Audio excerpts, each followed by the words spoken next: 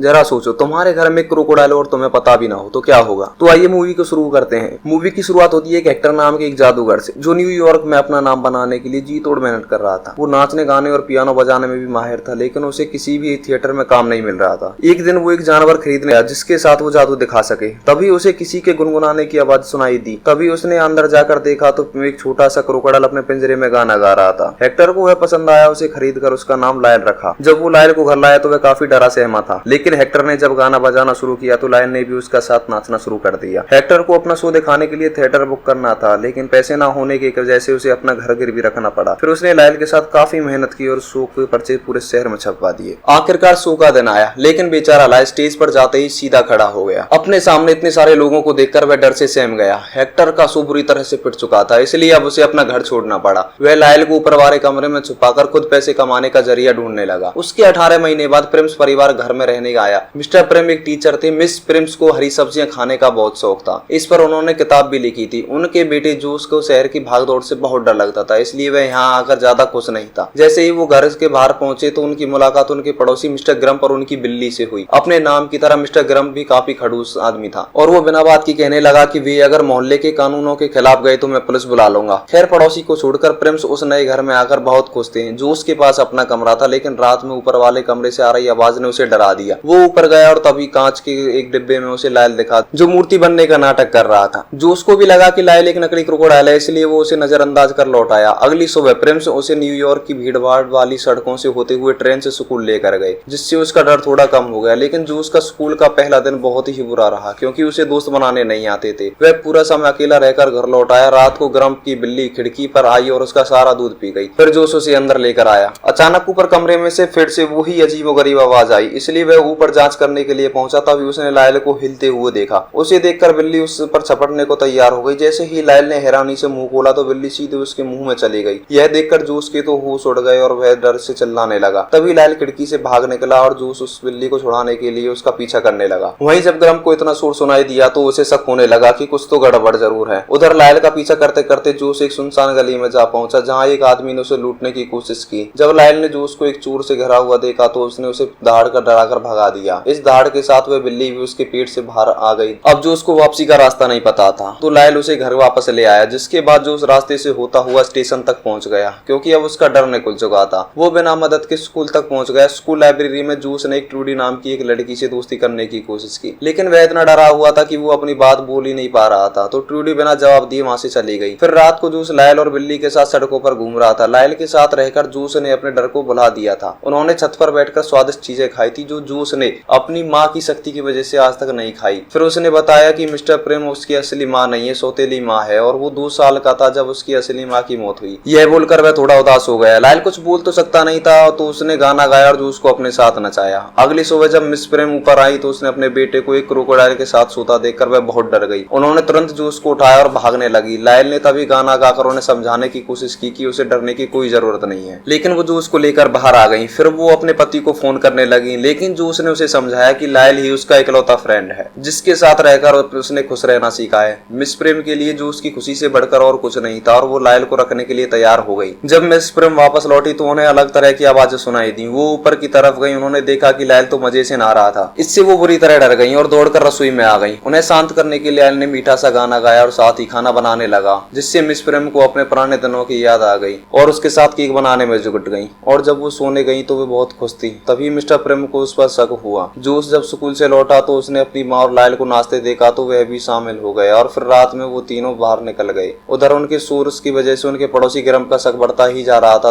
तभी उसने अपनी खिड़की के बाहर कैमरे लगवा दिए। सुबह जब प्रेम ने मिस प्रेम को पिज्जा खाते देखा तो उसने पूछ ही लिया कि क्या उसकी जिंदगी में कोई नया आ गया है। पति का शक दूर करने के लिए उसे लायल के बारे में बताना ही पड़ा। लायल को देखकर वह हैरान हो गया और डर से भागने लगा। जैसे ही उसने दरवाजा खोला तो हेक्टर को उसने सामने पाया। हेक्टर को देखकर लायल उससे गुस्सा हो गया, क्योंकि वह उसे लावारिस की तरह छोड़ गया, लेकिन हेक्टर ने जैसे तैसे गाना गाकर उसे मना लिया। तभी मिस प्रेम ने लॉयर को कॉल लगाई तो उसने बताया कि उसके कॉन्ट्रैक्ट के हिसाब से हेक्टर 15 दिन अपने घर में रह सकता है। हेक्टर, जूस और लायल देर रात तक गाना बजाते रहे। अगली सुबह मिस्टर प्रेम इन सबसे परेशान होकर अकेले ही दौड़ने चले गए। इसके बाद मिस प्रेम, जूस और हेक्टर लायल को भी अपने साथ शहर घुमाने ले आए। कोई सोच भी नहीं सकता था कि शहर की सड़कों पर एक क्रोकोडाइल घूम रहा है। उस दिन सबने खूब मस्ती की। मिस्टर प्रेम एक क्रोकोडाइल को अपने घर में होना इमेजिन नहीं कर पा रहा था। लायल ने मिस्टर प्रेम का मन बदलने की सोची। लायल मिस्टर प्रेम के रेसलिंग के कपड़ों को ले आया और लड़ने के लिए कहा और अब उन्हें खुश करने के लिए अपने हाथ से हार भी गया, जिससे मिस्टर प्रेम में भी जोश आ गया और दोनों की अच्छी दोस्ती हो गई। एक दिन एक्टर ने सभी को जबरदस्त मैजिक दिखाया और लायल को गाना गाने के लिए बुला लिया। लायल उस परिवार को पसंद करता था, इसलिए उसने गाना गा दिया, लेकिन एक्टर को लगा कि अब हजारों लोगों के सामने लायल गाना गाने के लिए तैयार है। अब उसने लायल को तैयार करना शुरू कर दिया, लेकिन जोश ने उसे समझाया कि अभी उसे एक परिवार की जरूरत है, लेकिन हेक्टर नहीं माना और उसे शो के लिए ले गया। कुछ घंटों बाद वही हुआ जिसका उसको डर था। लायल स्टेज पर फिर से डर गया था। खैर जोश ने लायल को गले लगा कर बोला कि जैसा भी ये अच्छा है। उधर हेक्टर फिर से कर्ज चुकाने के जुगाड़ में लगने लगा था। अगले दिन ग्रम्प ने मोहल्ले की मीटिंग में प्रेम परिवार पर आरोप लगाया कि वो कुछ न कुछ छुपा रहे हैं, इसलिए उन्हें वहां से निकाल देना चाहिए। लायल की वजह से जो शोर हो रहा था उसे वो झुठला नहीं सकते थे, लेकिन एम वक्त पर हेक्टर ने आकर कहा कि ग्रम्प बिना परमिशन के कैमरा लगाकर जासूसी करता है। ग्रिम्स की बात पलट गई थी और उसने गुस्से में कहा कि वह इसका बदला जरूर लेगा। प्रिंस परिवार ने हेक्टर को धन्यवाद किया, फिर हेक्टर चला गया। वाइल्ड लाइफ कंट्रोल वाले लायल को लेने उसके घर आ गए, क्योंकि असल में हेक्टर ने उसकी खबर देकर पैसे कमाए थे, लेकिन बेचारा लायल अभी भी लोगों के सामने गाना गाने से डरता था और आखिर में वे पकड़ कर ले गए और ये सब ग्रिम्प ने देख लिया। अगले दिन प्रिंस लायल से मिलने गए और जूस से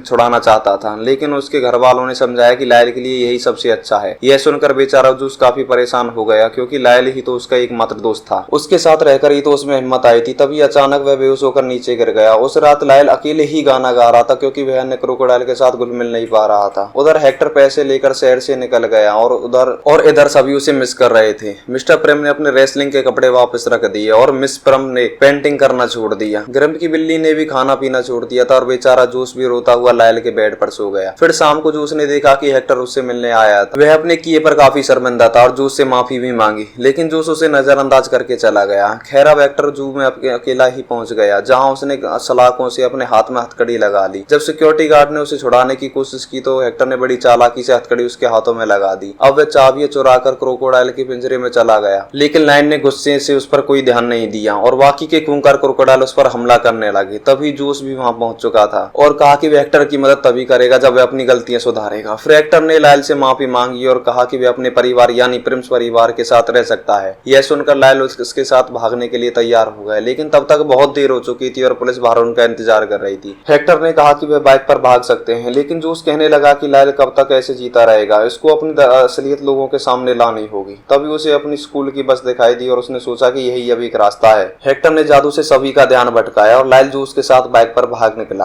और वह शो पर पहुंचे। लायल को देखकर ट्रूडी भी बहुत डर गई थी। फिर जूस ने उसे समझाया और उसने अपनी जगह पर उन्हें स्टेज पर जाने दिया। जैसे ही स्टेज पर पहुंचे तो सभी लोग असली क्रोकोडाइल को देखकर घबरा गए। उन्हें देखकर लायल भी डर गया था। उन्हें पकड़ने के लिए पुलिस भी वहां आ चुकी थी। उसी वक्त जूस ने गाना शुरू कर दिया और उसे देखकर लायल ने अपने डर को भगाकर सभी लोगों के सामने गाना शुरू कर दिया। उन्हें देखकर सभी लोग उनके दीवाने हो गए और पुलिस भी पीछे हट गई।